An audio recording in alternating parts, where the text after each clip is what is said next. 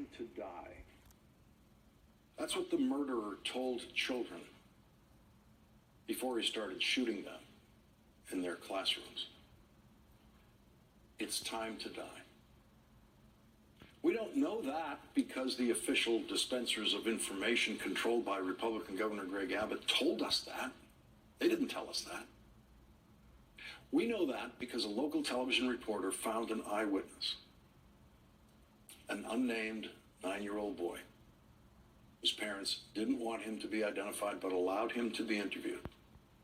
The boy hid under a table that was covered with a tablecloth. That's why he's alive. That tablecloth blocked the murderer from seeing this 9-year-old boy under the table.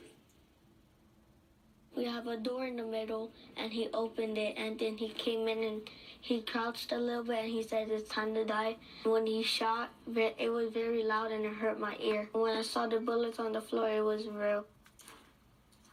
It's time to die. It was real. The boy was hiding under that table with a friend. He saw his teacher get shot and killed. He saw another classmate get shot and killed by the gunman as the police approached the classroom. I was telling my friend to not talk because he's going to hear us. The cop said, "Help if you need help."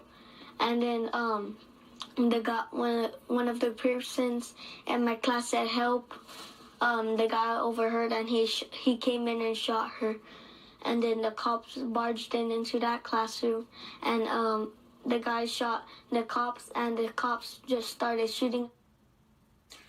If that sounds like bad police work to you, that the police, in effect, caused a little girl to be killed because they encouraged the children to say help, that is not the only possibly bad police work that happened that day.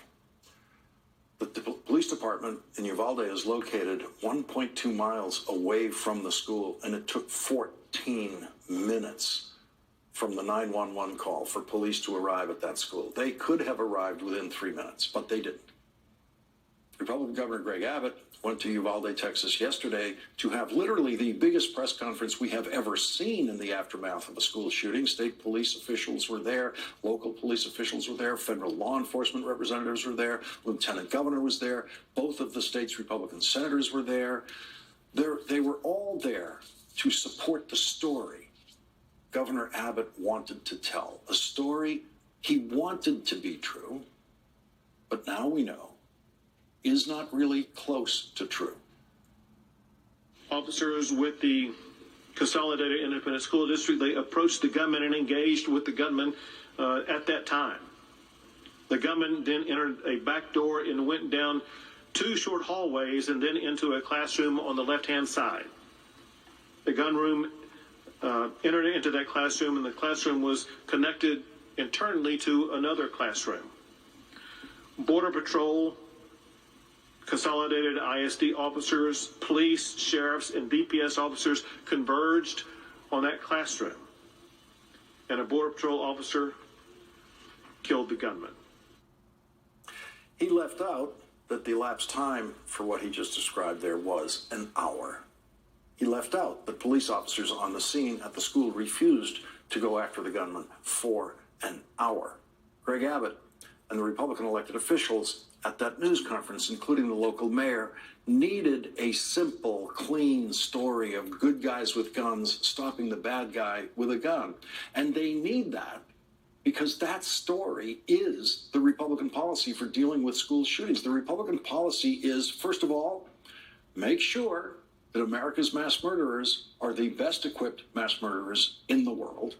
And then second, when one of those well-equipped mass murderers with an AR-15 shows up at a public school, the good guy with a badge, standing presumably at the front door of the school like a bank guard, will pull out a handgun and immediately shoot and kill the mass murderer who has arrived at the school.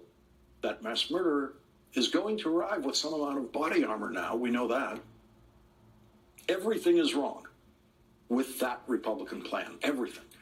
Republicans have extended their plan to include the idea that the two teachers who were shot and killed in their classroom at that school, both should have had guns. And instead of using their bodies to try to protect children from bullets, they should have been up and on their feet and aiming their guns, their handguns, at the mass murderer with the AR-15.